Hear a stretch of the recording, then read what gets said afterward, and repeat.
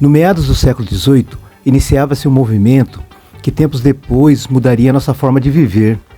Esse acontecimento fez com que mudássemos totalmente a forma como viveríamos o mundo dali em diante. Inicialmente vivido na Europa, mas que posteriormente ultrapassou as fronteiras dos países do continente europeu. Esse período representou um intenso avanço tecnológico, provocando mudanças no setor econômico, financeiro e social.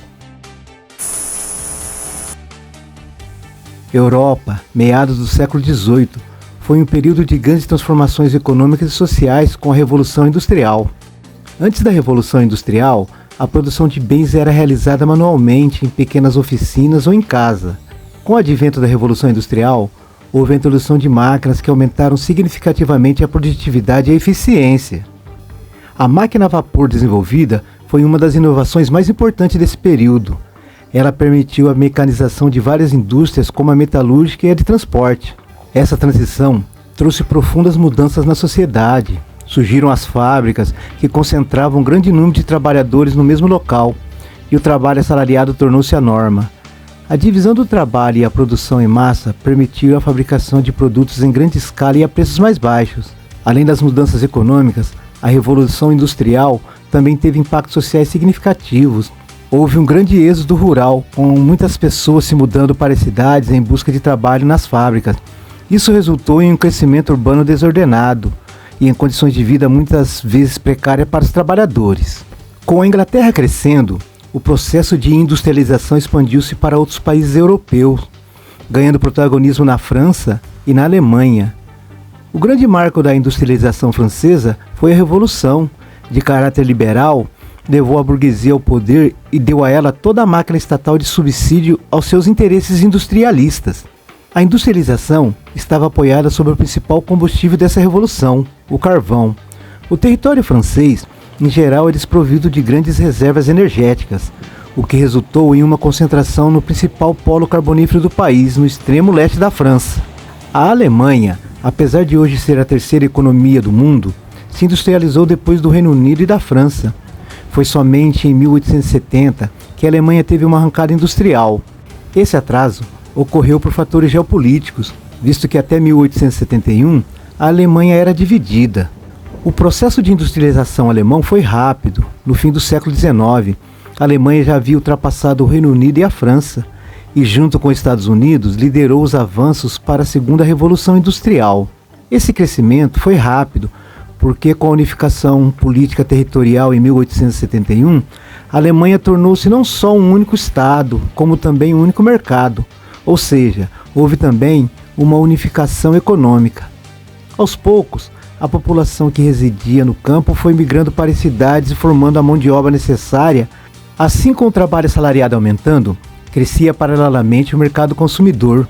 Também deve-se lembrar que a França, após perder a guerra de 1871, foi obrigada a pagar uma grande indenização à Alemanha, de acordo com o Tratado de Frankfurt, e ceder as províncias da Alsácia e da Lorena, ricos em carvão e minério de ferro. Isso significou mais recursos e matéria-prima. Todos esses fatores ajudaram na industrialização alemã. Fora da Europa, destacaram-se os Estados Unidos e Japão. Os Estados Unidos introduziram rapidamente as técnicas inglesas. No início do século XIX, na fiação, tecelagem, a aplicação do vapor nos navios e nas locomotivas. Os americanos inovaram, inventando a máquina de costura e o telégrafo magnético. A forte imigração também contribuíram para a aceleração do crescimento, pois por um lado proporcionou mão de obra para as indústrias e por outro lado, esses imigrantes já eram conhecedores da técnica por serem alguns oriundos de países industrializados.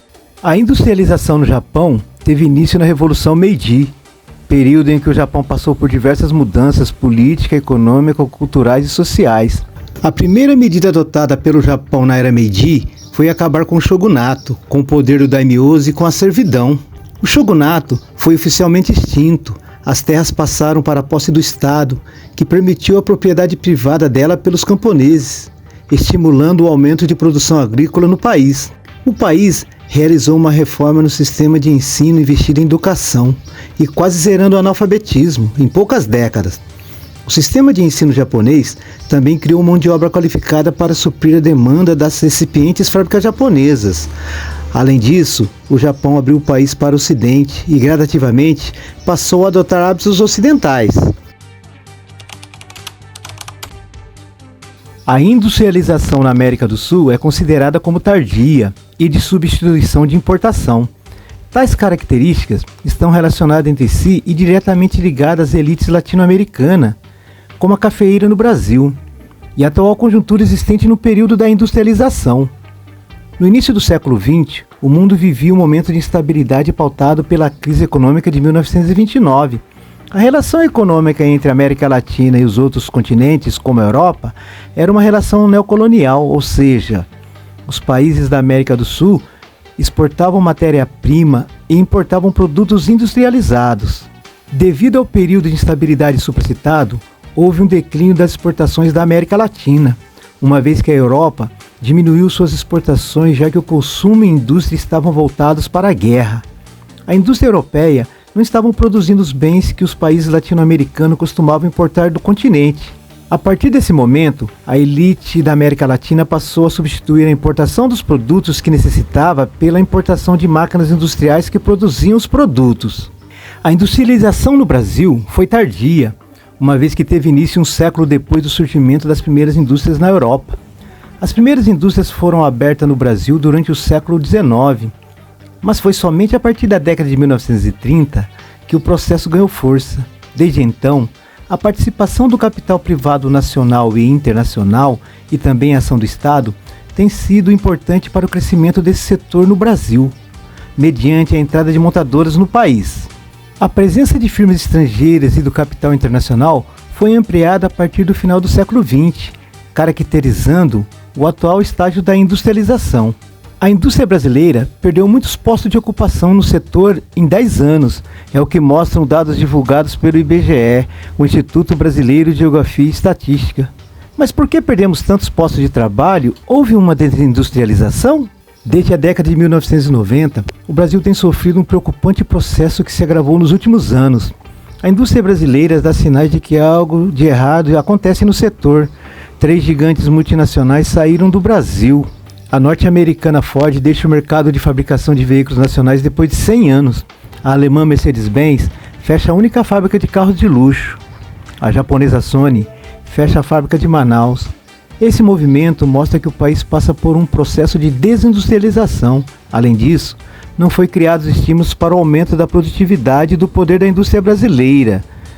Como uma mão de obra sem qualificação e com a indústria cada vez mais tecnológicas, o que parece é que estamos regredindo se comparado a outros países. Não há dúvida de que o mercado da indústria, o de serviços e o de tecnologia mudaram. Com o surgimento da internet, inteligência artificial, trabalho home office e muitas outras coisas a que nós tivemos que nos adaptar pós-pandemia. Com isso, não temos outra saída a não começar a pensar como uma só nação. Investir em educação e formar trabalhadores que entendam as novas tecnologias é fundamental para que o Brasil consiga diminuir o desemprego. Se você chegou até aqui nesse vídeo, deixe seu like e inscreva-se no canal.